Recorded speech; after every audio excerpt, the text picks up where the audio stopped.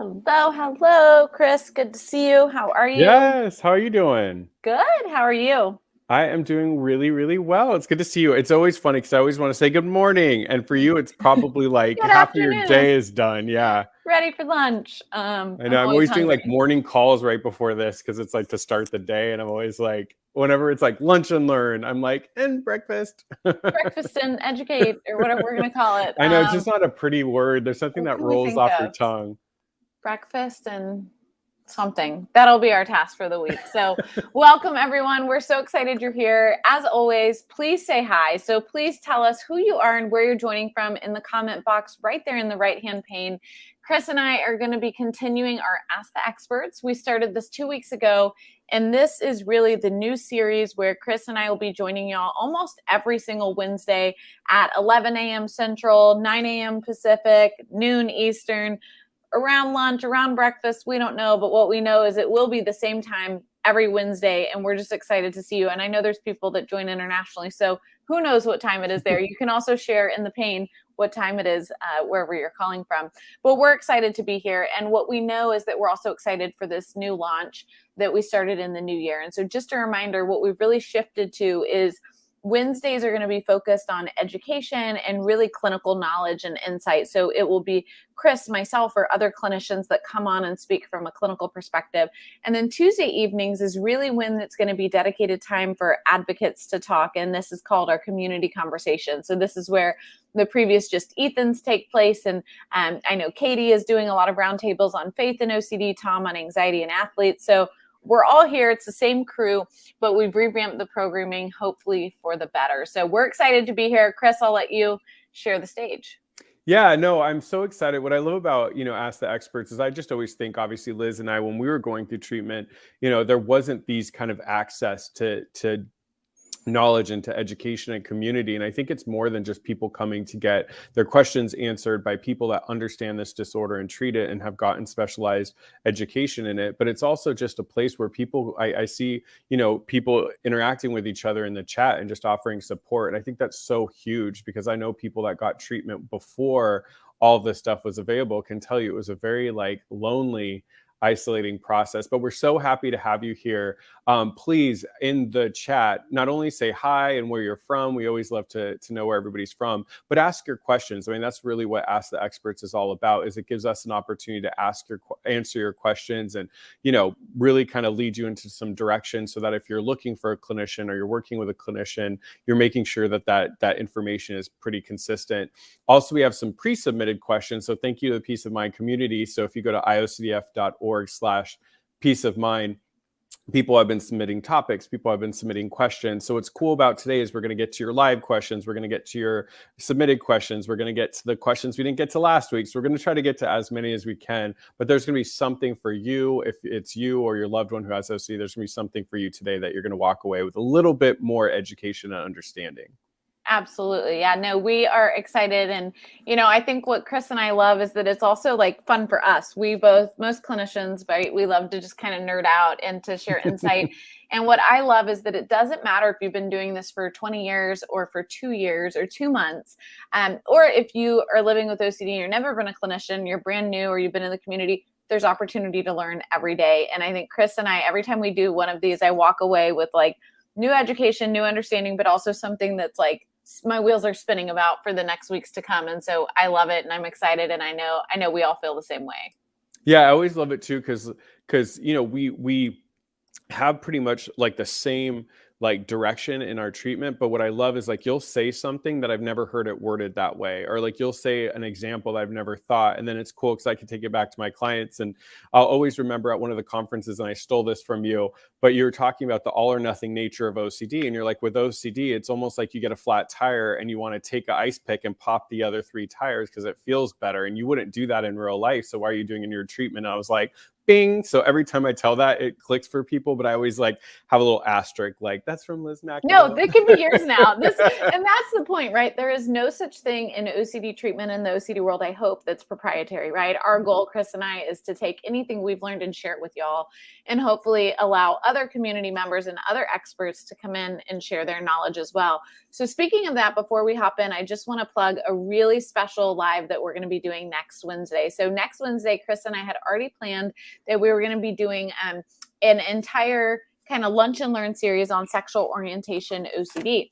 But it is so timely because just last week, this incredible article came out, and it's really a call to action, and it's recommendations for justice-based treatment for OCD, specifically for OCD with sexual orientation and gender themes. And so it is such a cool article that is going around to really help us think about how do we speak about this subtype of OCD? How do we treat this subtype of OCD? And what does cultural competence look like when we integrate it with treatment? And so we are lucky that two of the authors, both Dr. Wetternick as well as Dr. Pinciotti, are going to be joining us. And so we're so excited. And that will be next Wednesday at noon. So make sure you join so that you can hear all about that. Even if you don't have that subtype of OCD, it will be applicable in so many different ways. So I'm excited because Chris and I get to join the stage with them. So that's great. And then, of course, always join our Tuesday night events and visit iocdf.org/peace of mind for more information. These Wednesday events are really intended to be educational. Our goal is that we can provide clinical insights, knowledge, and information to help move you forward in your treatment, to help you think about support, to think about OCD education, to think about treatment that's useful for you or a family member, but it's not intended to replace therapy. So we always want to make sure we caveat that we'll try our best to give you good insight, but we're not becoming your clinician. We really want you to have your own that you're seeing individually. Of course, if you're feeling unsafe or suicidal, we want you to call the suicide prevention line, 911, or go to your local emergency room. The National Suicide Prevention Hotline is right there, 1-800-273-8255. IOCDF, as well as our live streams, is not a crisis line. If you're feeling unsafe or suicidal, please don't try to reach out to any of us. Take the steps you need to take that are there for emergency services. Absolutely. I wanted to say quickly, I run support groups during the week, and we do presentations, and sometimes we'll talk about a subtype somebody doesn't have. And what I always tell them is pay attention, because I know in my own care, I got through most of my treatment with two subtypes or three, and then it switched to harm and sexual intrusive thoughts, and I didn't know anything about it. So sometimes learning about the other subtypes is great, because if OCD does tend to switch, you can catch it earlier and start to use ERP quicker. And we already have some questions in the chat. This is exciting. So let's hop in. We've got a million questions that were submitted. Last time we ran out of time. We always do, but we will get to everything we can. If we don't get to your questions, we always write them down and make our best effort to get to them next time. So hi, thank y'all all for joining. So excited to have you here. It's great to see everyone from all over Liverpool, Dallas, New York, Dublin, Minnesota, you name it. So love seeing everyone. Thank you for joining and taking the time. It certainly means a lot to us. So let's start at 11:04. Kala said, I feel like a compulsion of mine is now looking for just the right therapy. And then I feel the therapy is making me doubt myself more. How can I progress with my treatment now that this is going on? Chris, thoughts? Yeah, what I would say is there's definitely some things that you can do in the very beginning when looking for therapy to protect yourself. One of the articles that I constantly at OCD Southern California we send out is an article on the IOCDF website that says it has specific questions you can ask treatment center, and if they answer it correctly, it's a good track. So like one of the questions, for instance, is what type of evidence-based treatment do you use? And you want to make sure that you hear exposure and response prevention. You want to make sure that somebody you're working with is a licensed registered clinician with the state. They have a board that's overlooking everything that they do. They've gone through graduate school and had additional OCD specific training. They're at a treatment center that specializes in OCD care. And they are, a majority of their practice, I like to say 80% and plus. I know sometimes in some states and areas that isn't likely, but with telehealth, I'm hoping people can access more treatment providers that really specialize in OCD. And sometimes people have preferences, maybe the gender of the clinician or maybe an ethnicity that they vibe with. After that, though, this is something that sometimes people with OCD will struggle, is trying to find the perfect therapy and do it perfectly. And what usually happens is it just delays their care because they're going from therapist to therapist, or they're not making a first appointment, or when they're in the treatment, they're focusing more on like the logistics. You said acceptance. What does acceptance look like? What are the 18 steps of acceptance? So that is where, after you've done those first things to protect yourself, and like I said, that IOCDF article is great. After that, if you're finding a therapist and the OCD is in your ear saying this isn't right, this isn't perfect, but they're following everything that you see on the IOCDF and here at the conferences, that's where you have to do good enough. Or what I always like, what Jonathan Grayson says, is he always says, find the second best something when you have perfectionism. So accepting that this is the second best care and the second best therapy that you can get, because you don't want to stall out on your treatment because of that perfectionism.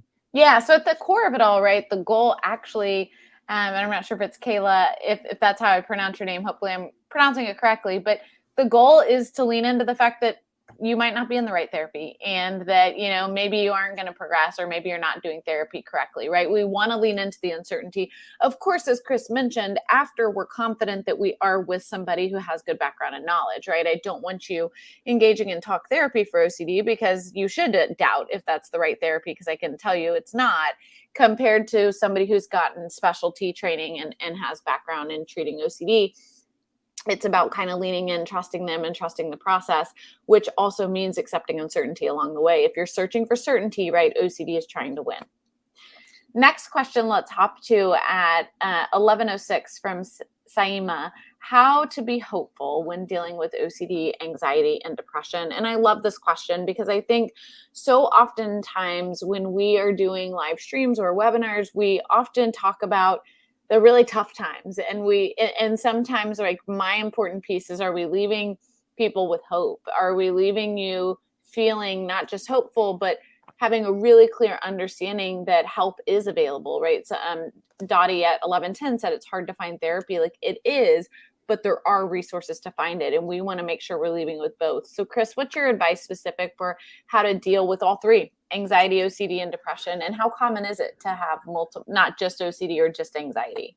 Yeah, one of the things that I print out and hand to a lot of my clients is in the DSM, which is kind of, I don't want to say the OCD Bible, because I got reamed for saying that once, but it really is kind of like the go-to, not OCD, but mental health Bible. It is really the go-to place for clinicians to look up different disorders and their treatments and the diagnostic criteria. And in that, it talks about in the 70% that individuals with OCD, I don't know the exact number, but it's in the 70% range, are also going to have potentially comorbid anxiety and comorbid depression. So it's really common. I would say with depression, it's really hard to not experience depression if you found that you've like lost many things to the OCD, you're housebound, you're struggling to work, you're struggling to take care of yourself. And then we know OCD really triggers anxiety, and it makes us feel anxious throughout the day. And it almost feels like it's a constant experience we have. What I always like to tell people when it's hopeful is, the good thing is that with those disorders, a lot of the treatment is the same. And some of that anxiety and depression is actually going to dissipate as the OCD is dealt with. So a lot of clients will say, okay, I'm coming in with all of these, I feel like I have so many disorders. And then as they start to see the OCD go down, they get the tools, etc. They're noticing that as they engage back into life, the depression is going down. And when they're experiencing anxiety, they recognize that tackling it with exposure and proactive exposures, they feel better. The last thing that I'll do is I'll actually plug Liz. I saw your email, Liz. I need to send you. We do have Liz was one of our keynote speakers at OCD Southern California keynote. And I think watching stories like hers is absolutely what you need for hopeful. I mean, I teared up, and I still remember her final part of the keynote, and she really went full circle talking about being the director at the treatment center she got treatment at, having a child, getting married. And so I would leave it with that, is like, find those success stories of people that are going through not only OCD, but other comorbid disorders, and just recognize that there is hope and people are getting better with the proper care. Absolutely. I think hope comes from also seeking good treatment. And for me, like, even when I first started getting good care, I might not have seen OCD go away, but I did have hope, because I realized I was with a clinician who actually knew what they were doing and who knew how they could treat me. And then the depression, we should see lift. If it doesn't, some people do live with comorbid depression and OCD and they need to get specific depression treatment, that should 100% be something your provider is working on and continuing to assess if it needs to be addressed. At 11:06, let's hop into Marissa's question. How do you set boundaries with others who also struggle with OCD so that I am able to self-regulate? I love this question, Marissa, because we often don't talk about it. And so many times we are pushing this OCD community and us becoming close and talking about the power, but we don't always talk about some of the struggles that might come with having a community of OCD folks together talking and supporting when it crosses the line and maybe we're enabling, or maybe we feel like they're needing us to give them so much support, but it's impacting our support of ourselves. Chris, what are your thoughts? How do you do this? Yeah, I would definitely say like Ethan and Katie did a really good talk for a family group that I run. And they've talked about how both of them are dating with OCD and how they have to keep each other accountable. And I think that's really what it is like when you're having friends or somebody in the community that also is struggling with OCD, if you're in treatment and you're really in that mindset of accepting uncertainty and going after the anxiety and fear versus running from it, if you have somebody in your life that isn't have the same mindset with their OCD, let's say they constantly seek reassurance, they don't do anything active to find treatment, it's okay to set those boundaries. One thing that I've seen people do is they'll encourage those friends to come to a conference, like the IOCDF conference is coming up, or they'll watch a live stream like this, or they'll invite them to a support group so that they can start understanding a little bit what the treatment's like. And then you can kind of join together and almost be each other's support system. But lastly, Marissa, let's say, for instance, you have somebody who struggles with OCD that is just really unwilling to do anything about that. You're going to have to set a boundary and just say, look, I absolutely am here to support. And I also have to put my mental health first because I can't support you if I'm struggling. So if I'm in it and I'm finding it difficult, I need to kind of step back, and maybe I'm not the person to go to at that moment, so I can work on my own stuff. And then maybe I can support you. And my advice is always going to consistently be around getting help. So I hope that's okay. I always say too, I think it's really important, Marissa, to think about the space in general, right? So if somebody is taking up so much space, whether it's head space for us or physical space or emotional space, that we're not leaving space for us to take care of ourselves, it's detrimental, right? And we have to kind of set a boundary to remove them from taking that space we need for us. The second piece I'll say is, I actually talked about this yesterday, is setting boundaries, holding people accountable, being assertive. It's hard for anyone, right? OCD or not, like, it's not fun. Most of us don't like confrontation, but it's really important. And it's an important tool to practice now and to be able to utilize for throughout the rest of your life, because you're going to have to set helpful boundaries. The second piece I'll say, and I want everyone on here to hear this, if you are a loved one, if you're an advocate, if you are a friend of someone with OCD, you are not their therapist. And it is really important that when you start to feel like you are becoming either someone who's enabling their symptoms, or you're starting to have to set therapeutic boundaries, or you're trying to give them therapy advice, remove yourself from that role. Those of us that are therapists, we are licensed, we go through tons of training, tons of education, and really a lot of learning on setting these boundaries, how to help clients move through that space. Don't try to take on that task, because it will end up really in a difficult place for both of you. And it's okay to say, hey, I care so much about you and supporting you, but I don't know how to support your OCD in all the ways it needs. And so I really, really would encourage you to see a therapist and to start talking to them about that. And then to hold that line when they keep trying to pull you back in, if they are, to be able to say, hey, happy to be your friend, happy to go on a walk, but I don't feel like I can talk about OCD right now. Yeah, boundaries are hard, but like you said, it is harder to be someone's therapist without training. That's not your role. And Chris and I see it all the time where the intentions are really good, but how you get in this situation where you are doing so much more than a therapist, right? So what I mean by that is that as therapists, we have professional boundaries, right? So we are your therapist, not your friend, right? We shouldn't be calling to check in on you on the weekend. We shouldn't be going to coffee with you. And it's not because we wouldn't want to be your friend if we weren't your therapist. Many of you, right? We have these relationships with or could see ourselves, but it's about the professional boundaries, and there's reasons for it, right? They're intentional to be able to set a space for like what we're holding and what like, and so when you're a friend, but becoming a therapist, like there are no boundaries and things become super enmeshed and it becomes really difficult for both people. 1106. I am probably not going to pronounce your name correctly, so I will just read what is said, which is, I'm from Pakistan. What is the most efficient method of OCD recovery, either for pure O or with compulsions, medications, or CBT? This is a great question, and it allows us to really take a step back. I actually did this myself, so I am starting to Chris, I'm not good at it because of my time in life, and I know y'all, I need to get better. I promised everyone I would, but I'm trying to revamp my Instagram of being like offering more education and support. And so I decided, I started to do a post actually this morning that I'm kind of like going back to the basics, because I think a lot of times, even Chris and I in these live events, we jump to like just answering questions versus the basics. And this is a great reminder for us to just give a little bit of basic information, Chris, on OCD, on pure O versus compulsions, and talking about that, but also just CBT, ERP, medications, like what are all these acronyms we use for those who don't know? And then we'll also answer the question on our thoughts about most effective treatment. Yeah. So what I would say is pure O, I believe it was Stephen Phillipson who coined the term in the late 90s. And a lot of people related to that is because when they would see education and they would hear about it, they'd always hear about compulsions, and it was washing hands or driving around the neighborhood or was checking. And so some people didn't relate with that, specifically people with taboo intrusive thoughts or intrusive thoughts about sexual orientation or harm. And so a lot of people were like, do I even have OCD because I'm not doing those things? But what I think we have to recognize is individuals with pure O, which I always remind people isn't a clinical term, it's more of a community term.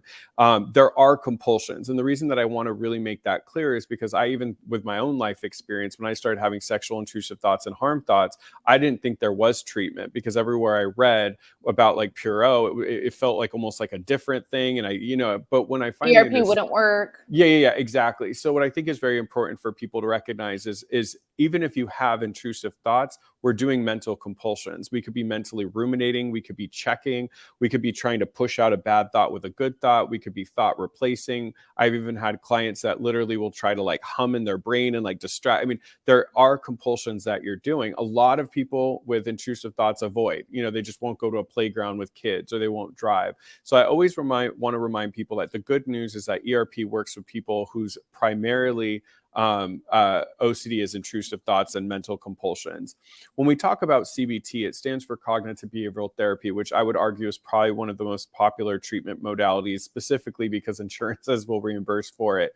And I always think of CBT as like California and ERP as like Los Angeles. So exposure and response prevention therapy is a type of cognitive behavioral therapy that is specifically gold standard for OCD. And the idea behind ERP is, when we talk about that E, the exposure, is we're asking someone to stop avoiding something that triggers them. So if you have intrusive thoughts about pedophilia, it would be going to a playground or the toy section at Target. Now with response prevention, what we're now asking you to do is immediately, our go-to is to do some kind of compulsion to feel safe, to have our anxiety go down. That may be quickly avoiding. It could be washing your hands after touching something dirty. So what we're asking the individual to do is, instead of doing that compulsion, to actually continue to lean into that uncertainty, to not respond with a compulsion like behavior. And so you can do that with both physical compulsions or mental. So a quick example of like a mental compulsion: let's say I left the house and I'm driving, and I never ever have in my life driven back to check the lights,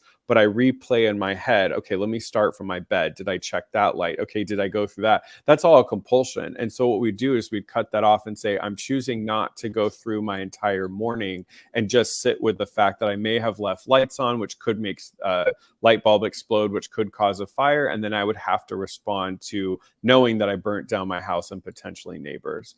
Medications, obviously, we typically talk about SSRIs, which is a selective serotonin reuptake inhibitor. It's a medication that has been kind of the first line for OCD. There's other medications as well, like SNRIs. There's a really good, I always push people, because I'm not a psychiatrist, I always push people to a really good article by Dr. Janicki on the IOCDF website, which talks about medications for OCD. So please go to that for more information, but there are medication for OCD. And I'll throw the actual question to my colleague Liz, who will talk about like what is more effective and how people can make that decision.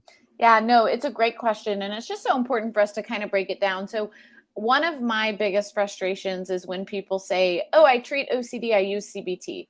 CBT alone is not an effective treatment method for OCD. And so what I mean by that is, just like Chris said, if I say to you, I'm going to California, that doesn't help you understand where I'm actually going, right? California is a huge state. There's so many options of where I could be going within the state. And so when you think about CBT, some of the CBT methods like thought challenging or cognitive restructuring can actually become reassurance for patients with OCD.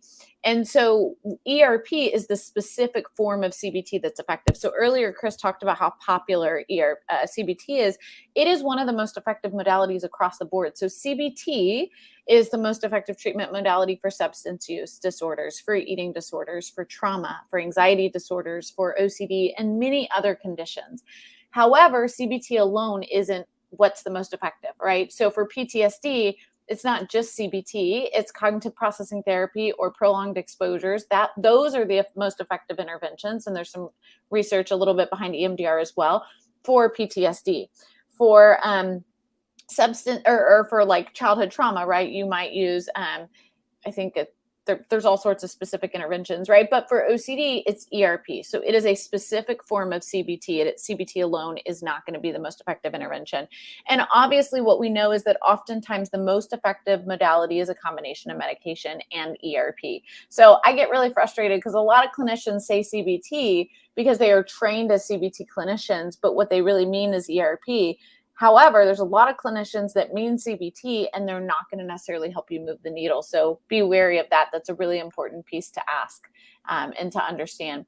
And again, as Chris said, I just want to emphasize pure O, contamination, scrupulosity. It doesn't matter what subtype of OCD we have, ERP works. And that's the beauty of this treatment. At 11:10, Mayura said, why do I feel like I could have done something, but like I'm not sure? And so we're going to answer this question as if it's OCD. Obviously, we don't know the details of it, but if it's an OCD question that is making you say, like, what if I did something, but I don't know if I did something, and you're getting stuck, Chris, why does that happen? Yeah, absolutely. I mean, one of the common things with OCD is we want 100% certainty, and it doesn't work though. I mean, I'll have clients that will film themselves turning off their stove and rewatch it and then question, did I take it this morning or is this an old video? So with OCD, we're always trying to seek out certainty because the parts of our brain that typically go into fight or flight to keep us safe are overactive. And so the normal kind of guidelines an average person does to make sure there's certainty with something, our brains want to go further, and sometimes to a point that we can't even get reassurance. So I'll have clients talk about potentially a subtype event where it's called like false memory OCD or real event OCD, where they'll really kind of try to replay an incident from the past. Did I do that? How did it go down? And trying to get details. But we have to remember, the more you go back and try to rethink and relive that experience, or in this case, try to question if you did something or not, it puts doubts in our memories and actually makes us compulse more, which gives us less certainty. So what I always tell people is that right now is not the time to try to figure it out, because you're in that fear cycle, and it's probably something you should never even try to find out at all. So what we're really asking you to do is to not try to replay in your head one of those mental compulsions we were talking about earlier, and sit with the fact that you could have potentially done this thing, and you're going to have to focus on moving forward versus going back to get that certainty your brain wants. That's right. Remember, OCD at the core is the doubting disease. And so all it does is try to confuse us and make us wonder if things are true, if they aren't true, understand them more, get certainty. And the more we search, the more stuck we get.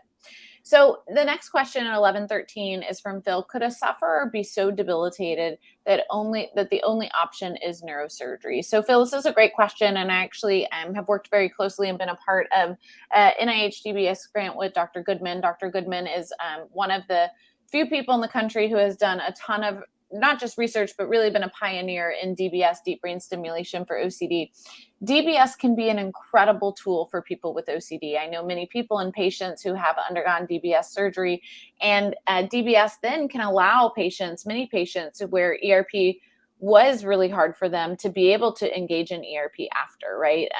Do I think that neurosurgery is the only option or ever a last option? No, right? I will say that even Dr. Goodman will say, even if DBS doesn't work, there's other options. Like there is never such thing as a last option. There's always ways.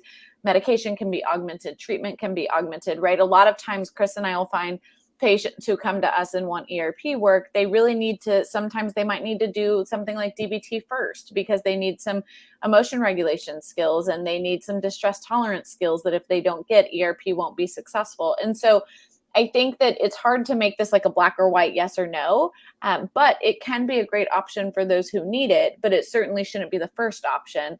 You should really have tried other really effective interventions first. Yeah, I feel like you answered it really thoroughly. And I was just going to add basically what you said in your last sentence is what I typically tell people is like, let's make sure you get the proper, psychiatrist that can really work with medication. I know TMS or transcranial magnetic stimulation, some people have been trying if they aren't doing well on the medications. Let's make sure that you're working with a provider who absolutely knows this disorder and knows how to treat it. And so, the few clients that I've known that have gone on to do something like neurosurgery, et cetera, are those people that are absolutely severe, 38, 39, 40s on the Y box. They've gone to residentials, they've gone on medication, and then they're starting to see that it's not, and they've had it for 40, 50 years. They don't see any hope. But and sometimes there's a lot of comorbidity with tics or Tourette's or other things as well that DBS can potentially target. Absolutely. So that's what I would just say is Liz already said it, but just don't think of it as like a first line treatment. And hopefully if you're considering DBS, you're considering it with a true OCD expert. So someone like Dr. Wayne Goodman, who is very well known, where he's not going to do DBS as a first line, right? He is going to, like any of the studies, the exclusion, or that you have to have failed lots of other interventions, and he's going to want to really understand that first. And so make sure you're thinking about that too. Am I considering DBS or neurosurgery with an OCD specialist compared to maybe a general neurosurgeon? Belinda, I agree. Even if you're a therapist, you cannot be a therapist for your family or friends. Such an important reminder, because I'm sure Chris and I, we both get pulled in this direction, and it's like, I love you, but I'm not your clinician. Yeah. Juliet at 1114 said, New Year's, new starts are a huge trigger. I didn't start 2022 perfectly. I did something on purpose to ruin the new year as ERP. And I feel like the new year is ruined or tainted. Tips and helpful advice. This is so hard. I am going to take this one, Chris, because I love this question, because look, you're already living into the exposure. And if things are already ruined from an OCD perspective, let's live in a ruined world, right? Quit trying. There's like, the more we try to unruin things or make things perfect or create these safe havens, the more we're actually just telling OCD, you have space and you can live, right? So I was talking about this last week with a patient, and we were talking about how when the trash man comes, if one of your OCD triggers is around throwing things away, of like, what if I threw something important away? Are the things in the trash okay? Are they safe? What better exposure than putting it in a trash can that you roll to the curb on trash day? Because guess what? Once the trash man comes, there's nothing you can do, right? You're not gonna be able to go to the landfill and find your trash bag and figure it out. And so it's kind of the perfect, like, I am truly accepting uncertainty here because I can't undo it. If instead you're like, okay, I'm going to put this in the trash bag, but I'm going to put it in my garage instead of on the curb because it's trash day, just in case I want to go through it later, or just to make sure in case I really need to make sure I didn't throw something important away. What are you doing, right? One of those options, you might say, oh, I did the exposure, but you're actually just allowing OCD to still be there and give you the chance to give in. And the other one, you're fully committing. And so what I always tell people is when we say embrace uncertainty, what we really mean is commit to uncertainty, right? Commit that, like, yeah, I could go wash my hands, but I am not going to, right? I have committed to that. And once you actually commit and you fully accept the uncertainty, the fears go away. But if instead, when we do a trigger, we're holding on and we're like in the back of our mind thinking, oh, we could undo this, or we don't have to do this all the way, or I'm committing kind of, but not fully, OCD is just there. And so, Julia, this is an opportunity, hard, right? I'm not discounting that, to say like, maybe, right? Like, I started 2022. I might have started 2022 imperfectly, and the year may or may not be ruined or tainted, and I'm going to lean into that. Yeah, you answered it thoroughly. So I'll add one last thing. What I like to do is I like when people externalize the OCD, even think of it as a different person or a name. And the way that I want you to think about it, Juliet, is OCD feels like the year is ruined, but you actually started the year as, I was going to say a different word, so I'll say a kick butt person because that's more PG. But you started the year off as a kick butt person who took the power back into your hands and said, for 2022, I'm starting it which sounds probably like one of your harder exposures because you can't reverse it until next year. So it really, OCD feels it's ruined or tainted, but I want you to think of it more as something that you did for yourself to get yourself better. And what better way to start off the year, but really putting OCD in its place. Good 100%. job. Amazing. How 1122, sorry, from Kelly. What about CBT for kids, middle school age? Yeah, so we know that we can do OCD. So a lot of the research talks about, Look at your little boy, so cute. how cute, making me want to have kids. Yeah, I would say, when I was being trained, and all the research would say about age 8 is when kids could really understand like that, the idea of like cognitive behavioral therapy or specifically ERP for OCD. However, in my own practice, I actually worked with, or not my own practice, but where I work at the Gateway Institute, I actually worked with a kid that was 6. He had a very supportive family. One of the parents was a teacher, so really understood the need to like follow things. And the kid was pretty advanced, and so he did really well. And he had a younger sibling who was 4, starting to show signs. And so a lot of it, when it's that age, really young, is it's a lot of like working with the parents to start to understand what are the accommodations that they're starting to enter. It's a softer approach, and I would say I try to make ERP fun when I have kids. So like kids that are afraid of like sticky things, like I let them, it's gross for me, but I let them take sticky stuff and put it on me during session. They think it's hilarious and like make it fun and stuff, just to teach them that ERP can be fun. But a lot of it is going to be for you, Kelly, just really looking at how you're accommodating and helping it grow. Because I know Liz and I will say this from the rooftops, we wish we would have received treatment at that age, because the earlier the intervention with the kid, absolutely, the better the OCD can get and quicker. And what I'd say last is, if you find an ERP specialist, just inquire about their experience with kids. I know the BTTI, which is the Behavioral Therapy Training Institute through the IOCDF, they actually have a special training for pediatrics, so therapists can learn how to work with kids. I was fortunate enough to get training from a clinician out here in LA years ago that specializes with kids. So it's definitely something that can be done. 100%. We treat as young as 4 here at our clinic, and I've had great success. And I think what Chris is saying is that the treatment works across the board, but the way we deliver it is going to be very different, right? Whether we're using stickers as rewards or, right, the language that we use, we're not going to talk about habituation, and we're not going to talk about, subjective units of distress scale, but we might talk about a scary monster and identifying OCD and, green or red as far as how it makes you feel and different things like that. The earlier we intervene, the better, right? We always know that. And then the next piece I always want to let parents know about, in case you don't, is definitely also look into what's called the SPACE program. It's all caps SPACE by Ellie Leibowitz. And it's an incredible program where really we train the parents how to help reduce OCD and anxiety symptoms in the home. Because as Chris said, either way, whether you do SPACE or your child's doing CBT, you will be actively involved in the treatment, and you should be as a parent. The second piece that Chris said that's critical is, what is the training and background? Have you treated kids and adolescents before? Do you enjoy, right? Is that a part? Most OCD specialists kind of say like, I treat all ages, I treat kids, I treat adults, right? They kind of have their thing. That's their niche area, and that they become really good at. That's important, right? Because the treatment does look fundamentally different a little bit in the sense of how we deliver it. And I'm just mad I didn't get stickers in my treatment, because I would have gotten better quicker. See. All right. So Sarah at 1125, I have a lot of check-in compulsions that pop up throughout the day, and I'm currently trying to do ERP and work on them. What I find hard is knowing how much to do at once. I decided I'm going to focus on one fear and a few compulsions within that at a time. But then for the compulsions that I'm not choosing to work on, I can feel wrong to still do those, but I don't want to do too much at once. I made the mistake before of getting to the point where I sort of felt numb. So I'll answer first. I think what you're doing is perfect, right? I think it's really about, we call this, like, actually Dr. Perry, who's an incredible trauma clinician, right, talks about dosing and talks about how when we do trauma work or any work, right, we have to appropriately dose. We can't overwhelm, we can't flood. It's the same when you think about anxiety, OCD, whatever, right? We want to do it slowly and systematically.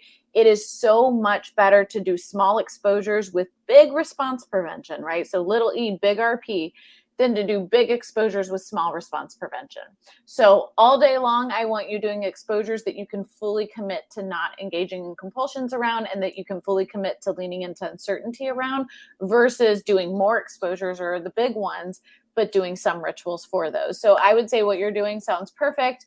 I get it that it can feel uncomfortable. And if there's opportunities sometimes where you're like, oh no, I can push this one, no problem, go ahead. Absolutely. Like, it doesn't have to be black and white, but take it slow. It's slow and systematic, and that always wins the race. And I just remind people that the brain can't learn if it's in so much terror and fear. So if you really try to take on too much, because sometimes, and God bless their mindset, when I talk to people that have never received treatment and they learn about the treatment, they're like, I'm going to go home and just stop doing everything. And I'm like, I know that's ideal, but the problem is if the brain is in complete panic and fear, it's not going to learn. So just like, Liz was saying, is it may feel wrong, but what I've told clients to do is, like, when you're doing a compulsion on something else, talk to OCD and say, just want to let you know, I'm doing this right now because I haven't gotten there yet with my therapist. But as soon as I hit that on my hierarchy, I'm tackling this and I'll never look back. That's right. At 11:28, a 16-year-old I'm 16 with OCD intrusive thoughts. I've been in therapy for 4 months, started seeing a psychiatrist 2 weeks ago, and have been taking SSRIs for about 10 days. How long before I see a change in behavior? The first thing I want to say is thank you for joining. Like, I wish we had more 16-year-olds joining and educating and wanting to learn and understand. Like, good for you that you are on top of your OCD this much and you're this active to get the freedom. I really believe you're going to get it soon. I'll go first, and then we'll have Chris. I think your medication probably needs longer to kick in, and you really want to talk to your psychiatrist about that, about, if you're seeing changes. Of course, if you have side effects, you want to be talking to them, but typically, right, I think 6 weeks or so before people would really expect the dose to be at a point to be in your system and make a difference. So I would definitely give that more time. However, I think 4 months with ERP is a really good dose. And if you're 4 months in with ERP and you're not seeing a change in behavior, I would question that a little bit, just candidly, right? And the question isn't always, is ERP working, is it not? But it's also, what has been your commitment to ERP, right? If we do ERP 5% of the time, but then 95% of the time we do rituals, the ERP isn't going to be super effective. So again, can we do lower level exposures that we can do fully with ERP? You may, look at your clinician's background and specialty and what's going on, but 4 months in. So typically a typical outpatient dose for individuals with OCD is that in 12 to 16 sessions, so that's 3 to 4 months, people should see significant gains in progress. So if in 4 months you're still asking, when will I see any changes in my behavior? I would kind of question that, because I would expect you to see a difference by now. Yeah, I want to just say too, to Liz's point, like, congrats for coming on here at 16. I mean, I've always had a passion working with young adults, because that was really when my OCD was the worst. And I'm just getting happier and happier the more young adults I see coming into therapy and coming to conferences and things like this at this age. I feel you answered it, Liz, so I don't have much more to add, but to say that, yeah, at that point, if you've been working with someone specifically with ERP for 4 months, and I don't know how consistent you've been going. So if you've gone like twice a week or once a week, if it's been like once a month, which I doubt, then maybe that's why it's taking a little bit longer. But you should see some changes. But more importantly, you should have a mental grasp of what your treatment's going to look like and an understanding about how you're going to get better at that point. Absolutely. Chris, you want to hop into, we've answered most of the questions. There's been one more. 11:38 from John. Any suggestions to how to cope when an ERP script comes true? I'll give a case example, because this client, obviously I'm not going to give identifying detail, but they were like, please use me as an example. I had a client that actually for 20 years, their big fear was their identity was going to get stolen, whether it was like through their credit card or through like mail and everything. And they just, I think it was like 20 or 30 years of just like heavy compulsions around it, to the point that their life was miserable. They wouldn't travel. They wouldn't go anywhere. They would, work, but have everything in front of them, go to the bathroom and bring everything into the bathroom. They went through treatment, and about 5 or 6 months after, they were on a golf course and their wallet fell out of the golf clubs, and somebody got it and tried to buy some items. And they said, you know what? It was about a week inconvenience with my bank to get that money back. And I would take that any day over 20, 30 years of struggle. So what I tell people is that often, I've had clients right now really struggling with the idea of getting COVID, and then they've gotten COVID. What I've heard from everybody is that the fear, the anticipatory anxiety, the worry, the compulsions has always turned out to be worse than the actual script coming true. They've learned how to handle and kind of jump into action when something comes true. So a family member getting sick or something like that, even if it is kind of something that's unhappy. So as people, we're sort of built for survival and adaptation. And what OCD does is it has us doubt that, because when people go through really hard times, we saw it with the recent tornado that devastated a lot of the country. You saw people jumping into action, getting back on their feet. So I just remind people that we have a part of us that can adapt to distress and difficult situations and come out on top. So everybody that this has come true, they've always said the OCD around it was worse than the actual experience. Yeah. And the second piece I'll say, right, is that remember, with OCD treatment, we are asking you to accept uncertainty that everybody else accepts in their life every day. We're not asking you to start engaging in risky behavior or to start living in a way that you wouldn't normally live, right? We're asking you to just be able to live without OCD's rules. And so the reality is OCD or not, it doesn't impact these real events, in the sense that what we hope is that if a real event comes true, you're able to see that, like, rituals wouldn't have necessarily stopped it, right? A ritual wouldn't have stopped whether or not this bad thing happens or doesn't happen. And so again, like Chris said, most oftentimes, if something comes true, most people are able to say, like, I was able to deal with it, right? I had this big fear of whether I could. And if it actually happened, I was able to address it, because oftentimes OCD actually lives more in the what if it happens versus if it does. Okay, so last question we're going to answer. Maria, we are going to put, and for Carol, we're going to put the SPACE link so that you can look up providers and go to that website. You can also just Google SPACE OCD providers. So we'll do Sarah's question, and then we want to hop to at least a few questions that were submitted from the live stream. And so, Chris, maybe just one of us will answer each of these so we can get to it quickly. Sarah at 1144, I've had successful harm OCD ERP treatment in the past, but it took a long time to be motivated to do it because I was scared. I have some other subtypes that I want to work on now, but I feel like my therapist thinks I shouldn't need her anymore since I already have had successful ERP.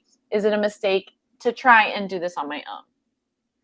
Yeah. So what I would say is yeah, because a lot of times this does happen, right? Where somebody comes to treatment and it's mainly about like one subtype. So in your case, it was harm. At mine, it was magical thinking, OCD, contamination and checking. But typically, Dottie had a question right at the start of our stream, is like, can people have multiple subtypes? Absolutely, at the same time, sometimes after each other. What I remind my clients is that any other subtype is going to be treated the same. In the beginning, maybe content is a little bit important, because sometimes, for instance, with harm, there might be a lot more shame and guilt than somebody who has typical contamination. But we start to learn the mechanism of OCD and really understand that ERP is going to work for all of it. What I usually do with clients, and maybe having this conversation with your therapist, is I tell them we don't need to basically do therapy all over from scratch just because you switch to a different subtype. But yes, let's maybe work together to get some exposure ideas together. Let's get some accountability, etc. And what usually happens is, as the client goes out and faces these other subtypes, we can sort of space out the sessions, because they really do start to recognize, like, oh, the uncertainty around my sexual orientation is similar to the uncertainty about if I hit somebody with a car. It's not this like fundamentally different modality. It's the same thing with the same concept. So maybe talking to your therapist, if you don't feel confident that you're not ready to just not need her, but potentially space it out, her or him, but space it out if you already have a really good handle on how to treat OCD. Definitely. So we are going to hop into some questions that were posted.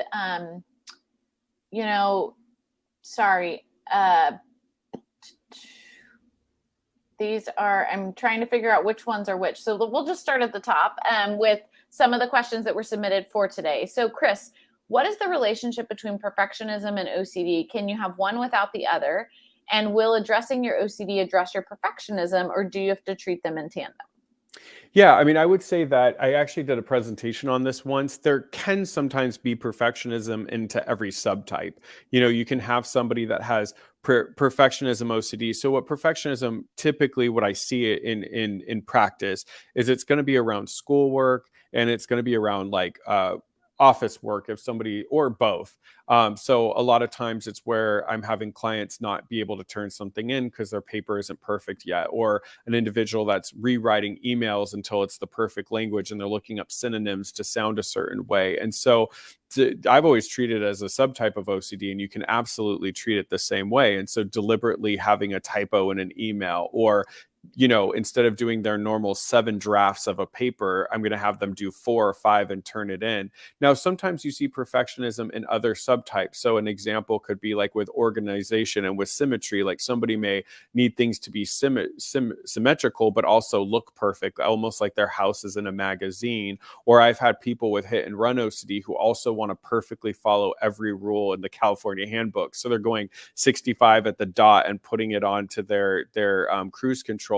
So with OCD in general, what we're really trying to do, and with perfectionism, we're actually trying to destroy that idea of things needing to be perfect. An example is when I have a client get like a new journal, will purposely like tear a page out or two and make it roughly and not as pretty. Or somebody who gets like a brand new desk might take their key and put a little scratch in it so it's no longer perfect. And just like we got a question earlier, we had somebody make their year imperfect, which is a great exposure as well. So the idea is really to get to where your item or your experience is not perfect. Totally. Next question, Chris. Is it true that OCD can leave you physically exhausted? Oh yeah. I would say, I mean, our minds and our bodies were not designed to have OCD. I mean, really not. There's a really good book that I had to read for grad school, which is called Why Zebras Don't Get Ulcers. Sapolsky is the last name. He's out of Stanford, but he talks about in there, like, we're designed to have our fight and flight and then it go down and move on with our day. But with OCD, we can be triggered all throughout the day. So it takes so much of our body's resources and energy to handle that type of stress. And so typically, especially when we have a client going through our intensive outpatient program, they'll literally say that they feel like they just went through a mental and physical workout and oversleep. So I always tell people sleeping, taking care of yourself, like eating, etc., proper foods is so important during ERP to keep your energy up. Absolutely.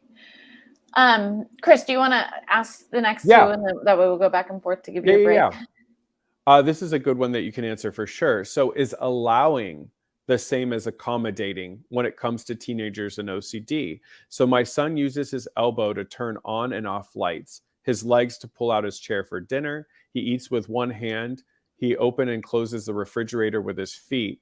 By allowing these behaviors, are we as parents accommodating his OCD?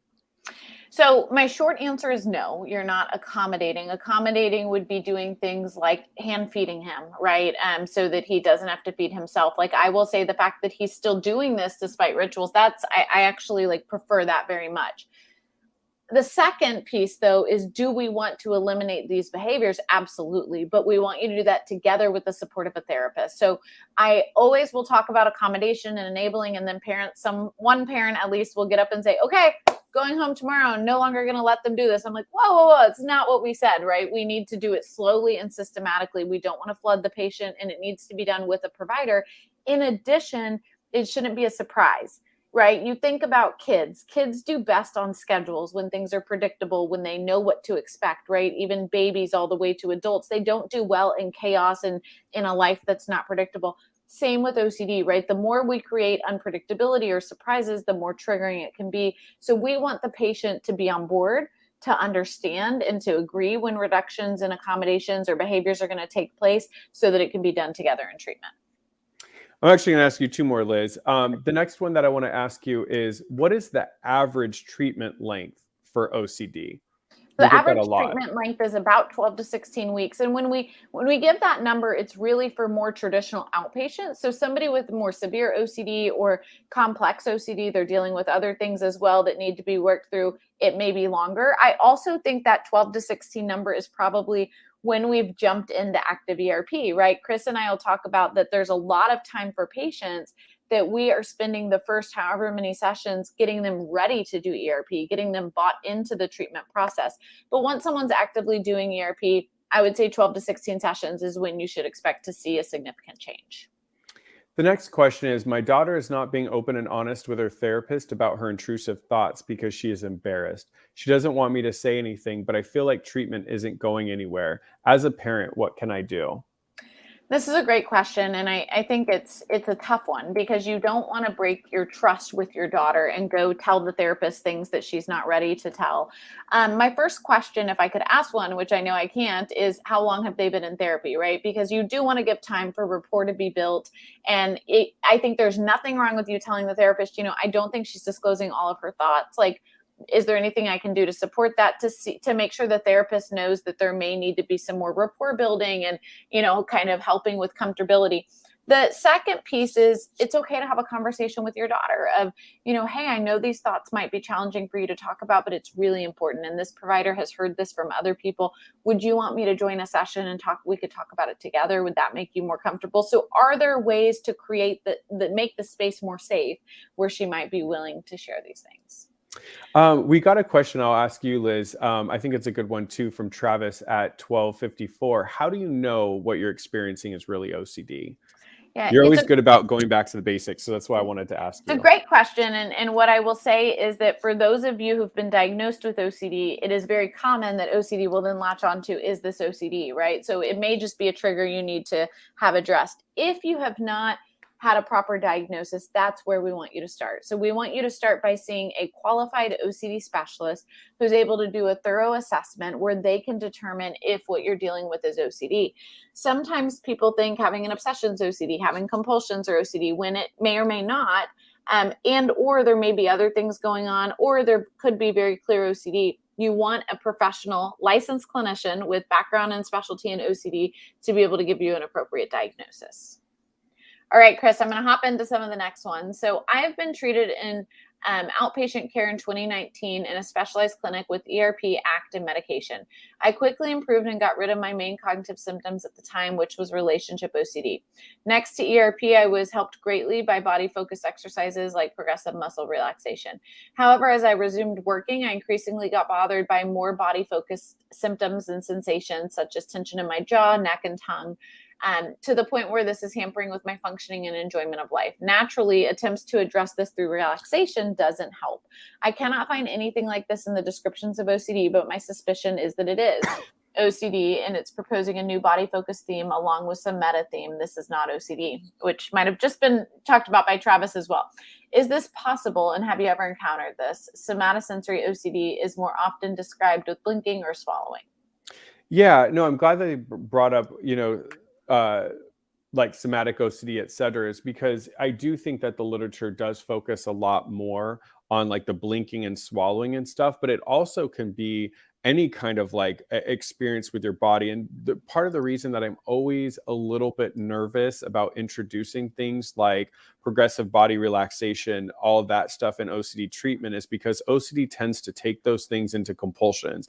Sometimes people will take mindfulness or meditation as a compulsion. I even had a client doing, what is it when they pick you with needles?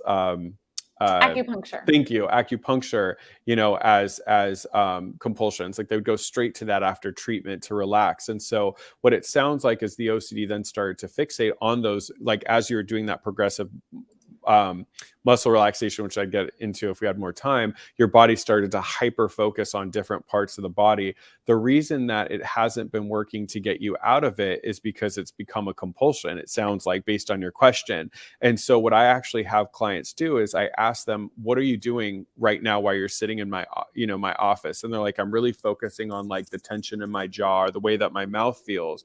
And I was like, okay, well, if you were telling somebody what the most important thing in the room right now, what would it be? And they'd say, okay, focusing on you. Okay, why don't we practice focusing on a conversation and accept that you're currently having a hyperfixation on the tension in your jaw? I think is one of the things that he said they said in the question. Okay, why is that scaring you? Why are you afraid? And usually the answer is, I'm afraid I'm going to focus on this forever. I'm never going to be able to relax and pay attention because I'm always going to be focusing on it. Yeah. I say, good, let's do that. Let's go, grab a Starbucks across the street because we do exposures around the office, or what's something, pull out your laptop and do some work. And the whole time, I just want you to listen to a recording about your jaw. And it's really starting to get to the point that somebody can experience a focus on a body part and still engage in life, with the possibility that it may last for a week, a month, a year, or life. So it's about leaning into that uncertainty too, right? So it's, as Chris saying, it's still doing values-based activities, not trying to solve it or figure it out, and leaning into uncertainty. And the more you accept it, like, yeah, we see this a lot too. I'm seeing a lot of hyperfixation on sleep with OCD, Yes. right? What if I don't get a good night's sleep? And so the whole day becomes focused on that. The more you're focused on it, right, the less chance you're going to have a good night's sleep. But what if you don't get a good night's sleep? Okay, like, I bet you can still function. I bet you'll still figure things out. And either way, let's give it a try, because OCD focusing on it all day doesn't actually make you sleep any better. So we have 2 more questions, one that was submitted earlier and then one that Saima posted. So we are going to get to both before we hop off. The next and last question from pre-submissions is, how can I help my teenage high school son who's 15 months into, I thought they were going to say 15 months old. Sorry. So I got stuck. Who is 15 months into a struggle with contamination OCD, want to seek treatment, talk to his pediatrician, work with a therapist, or participate in a self-help program like OCD Challenge. Like many other teenage boys, he's not a fan of discussing emotions. He's a great student, has friends in a social life, and otherwise is a healthy, normal teenager. While he acknowledges some of his rituals are a little different, he typically defends them as not impacting anyone's life. So why should they care if he does them? Yeah, so I work with a lot of teens and young adults, and both female, male, and non-binary. And what I would say, what I've kind of found my system is, first and foremost, I talk to the parents and say, you want to reassure that your son, that the OCD is not going to, the treatment is not going to interfere with his activities. Because one of the biggest complaints I have from teenage boys and girls is like, oh, the therapy, I'm going to have to do it and give up cheerleading, or I won't be able to ride my bike after school with my friends if I do therapy. So it's, it's finding a time of the day to do the session that's not difficult and in the way. I also like to find somebody who's shared their story about recovery, who's around their same age or their same, it has a lot of same characteristics. So finding, we have a great young adult SIG. We have Kyle King, who's talked about his OCD and is around that age. And so I'll find a video like that for them to watch to really see that they're not the only person as a 15-year-old male getting treatment.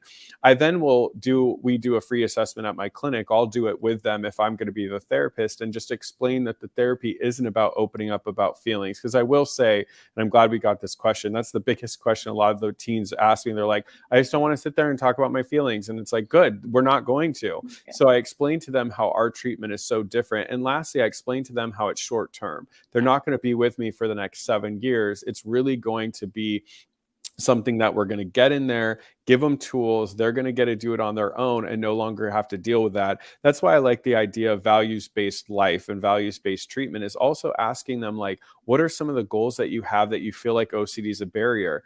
Oh, you really want to play video games with your friends after school, but you have so many tics and compulsions you can't. Awesome. That's where we're going to do the first ERP. I'm going to get you back to playing video games if you'll follow my treatment program. So that helps when they know that they're doing something towards something they care about.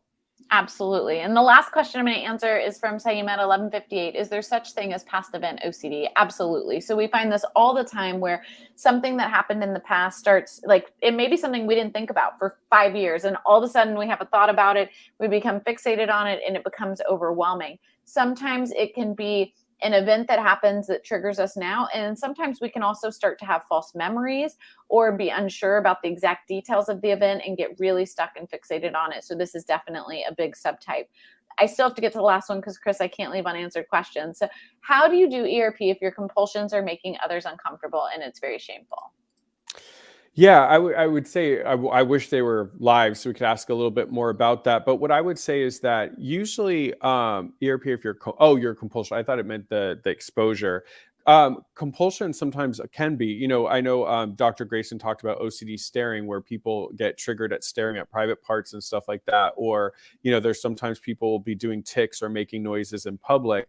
One thing that I always work with people and remind them when they come into my office is the ERP and the exposures I'm going to work on them with are things that I would be comfortably doing myself and are not designed to embarrass you or do anything that's harmful or humiliation. That's not what ERP is. So I would work with you on creating a ERP treatment program and hierarchy where we can do those exposures that are absolutely not going to put you in any kind of harm or embarrassment. Lastly, what I want to say is there's a lot of subtypes that give people shame, including sexual intrusive thoughts, including staring, including anything, you know, around harm. And what I remind people is this is a disorder. People don't have shame for having cancer. They don't have shame for having MS. Let's not have shame for having OCD. Let's separate ourselves from the disorder. Let's work that ERP program and let's get you better so that you no longer have to experience the shame that comes with it.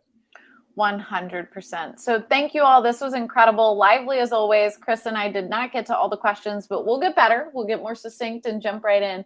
As always, remember, some of you asked how to submit a question. You can go to iocdf.org/peace of mind and always submit any questions there that you want us to address. You would just make sure you submit it for the Ask the Experts. If you have a question you want Ethan or others to answer, you just choose the event like Community Conversations that they help lead and host. And then, of course, if you join live, you can always ask those questions live by putting them in the pane on the right-hand side of your screen. Thank y'all for joining. Chris, love sharing the stage with you. Excited to keep doing these. Yes, absolutely.